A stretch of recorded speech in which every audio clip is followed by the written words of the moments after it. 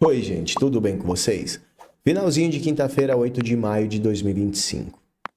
No dia em que eu trouxe o vídeo da oficial de justiça dentro da UTI, intimando o presidente Bolsonaro, inclusive no vídeo gravado pelo próprio presidente, aonde em certo momento os aparelhos começam a apitar, mostrando que ele não estava bem de saúde, que estava tendo alguma alteração ali, seja de pressão ou de qualquer outra coisa cardíaca ali, muita gente se indignou e me questionou.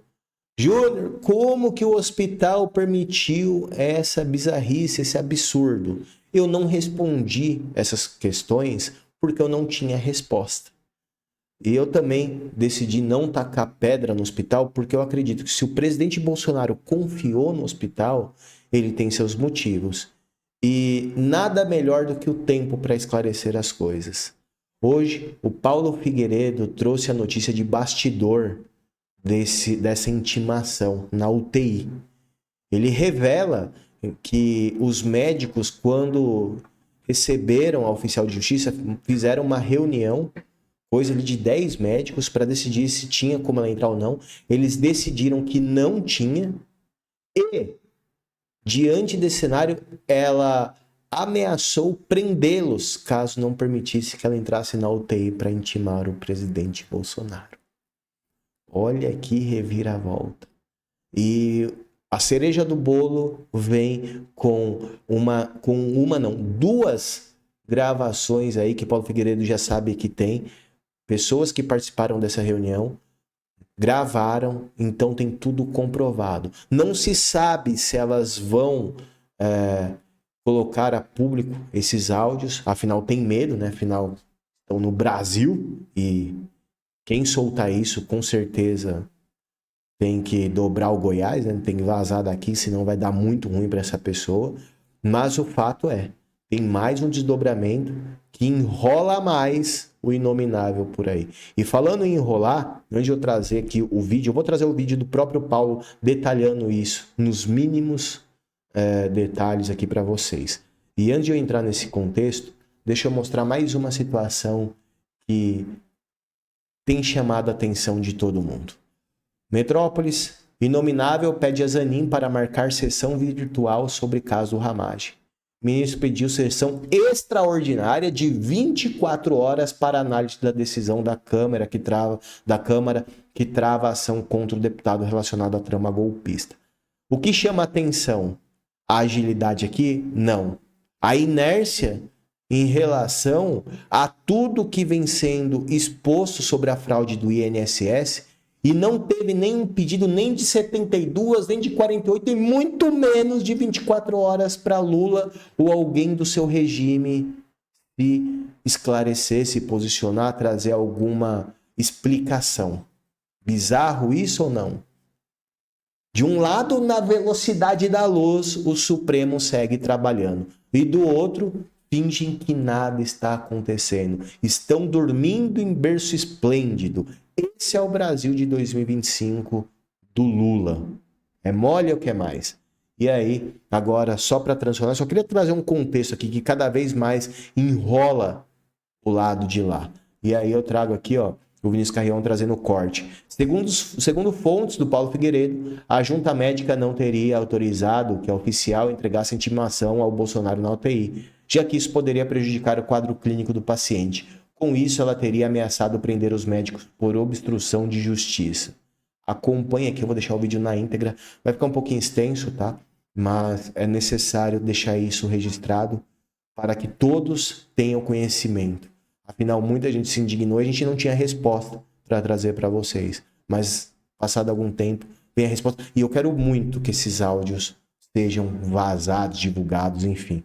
Cheguem ao conhecimento de toda a população brasileira. Porque eu apurei nos últimos dias como foram os bastidores da ida desta moça aqui, bota a imagem aqui, Bruno, do STF. Essa moça que está sendo premiada pelo Barroso, que está sendo abraçada, a vítima do constrangimento ilegal na profissão e o cacete, essa senhora, quando ela foi no DF-Star, no Hospital de Brasília, como foi esse processo dela entrar dentro da UTI para entregar essa intimação ao Bolsonaro?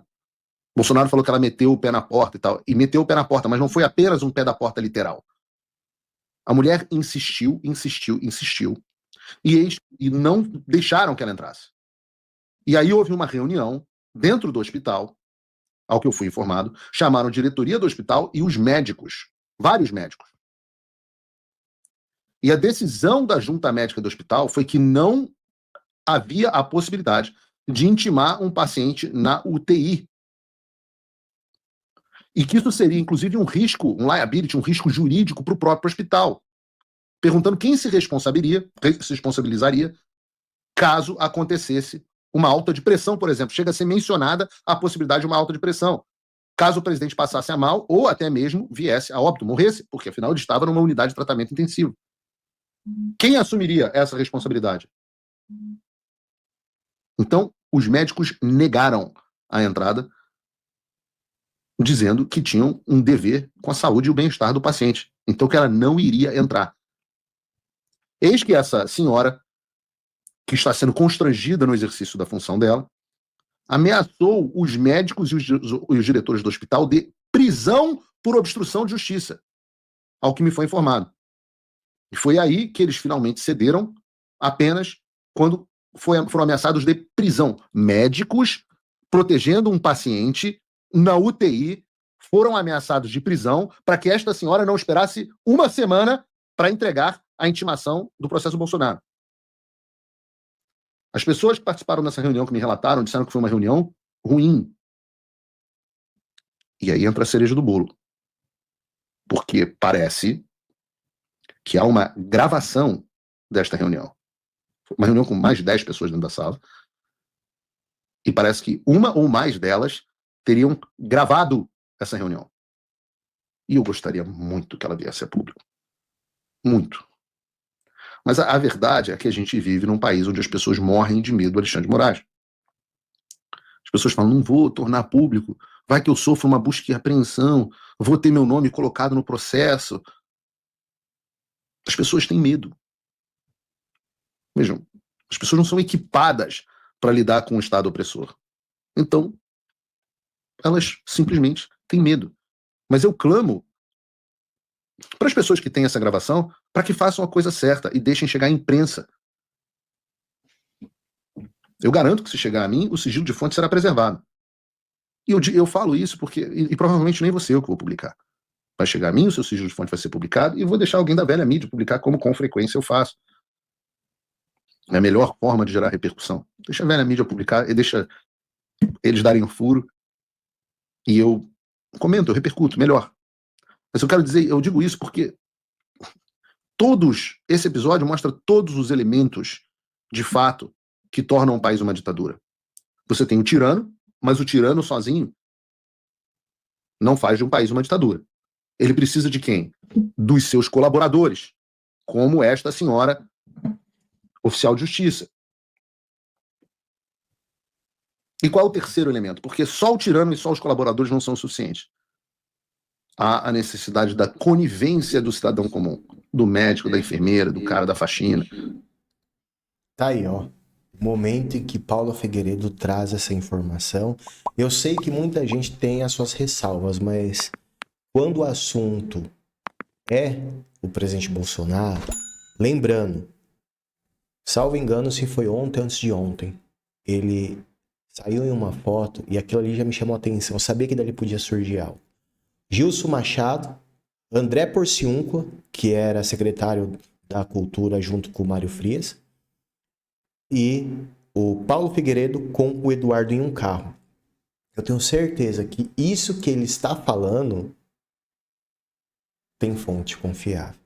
Uma coisa se fosse alguém aleatório falando, mas um cara que está ao lado do Eduardo Bolsonaro, andando para lá e para cá o tempo inteiro, acho que eu não preciso dizer mais nada, né?